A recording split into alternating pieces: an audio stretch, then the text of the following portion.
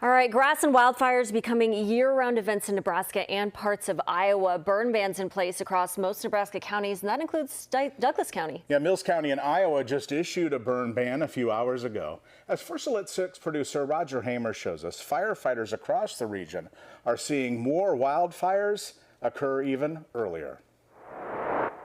Grass and range fires used to be confined to the summer and fall months, but fire officials are now referring to fire years instead of fire seasons. Dry and warm conditions are leading to multiple grass and range fires, many of them elevated to critical fire risk levels. It has been bone dry. Plus, the lack of snow cover makes a huge difference. All the dry vegetation doesn't have any snow on top of it. So if a fire gets going, you got winds that are going to get up near 40 miles per hour. They can get away pretty easily because there's a lot of fuel out there. The fire danger comes from the fire behavior. It's going to spread really fast if it does start. So that's kind of what we're concerned about. Lewis Township Fire Chief Jacob Hardeman says when firefighters respond to grass fires, they know they're entering a dangerous situation. There's some fires that we can pull up and just put some water on and put out, and it kind of becomes a quick thing. But once a fire gets away from us and starts going into fields and timber and things that take extended operations, then we have to dispatch multiple departments and we have to throw a lot of resources at it. So that's where it becomes dangerous, is when we have to put our people in the line of the fire versus maybe just skirting around the edge and stopping a slow moving fire. It can be pretty chaotic sometimes, especially when you have multiple departments out there.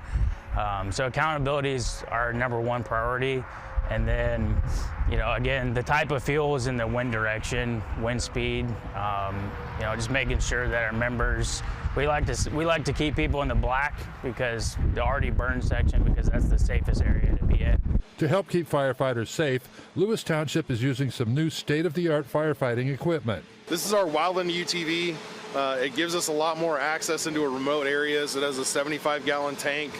It lets us control a lot of fire in areas we can't get to with a truck, and it also saves us from sending manpower down into a place to try and walk in there.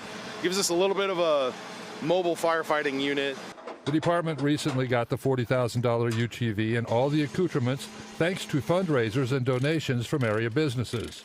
With all this fuel around in fields, gullies, and near homes, firefighters across the area will be on high alert the next few days, or at least until we get some serious moisture. Yeah, a little bit's not going to help much. We need some snow cover or some good soaking rains, like a ½ inch to an inch. Anything that happens today is probably going to be pretty minimal. I'm Roger Hamer, First Alert 6.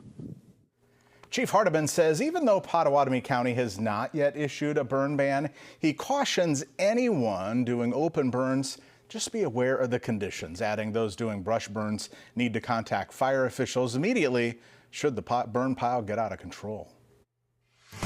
Now,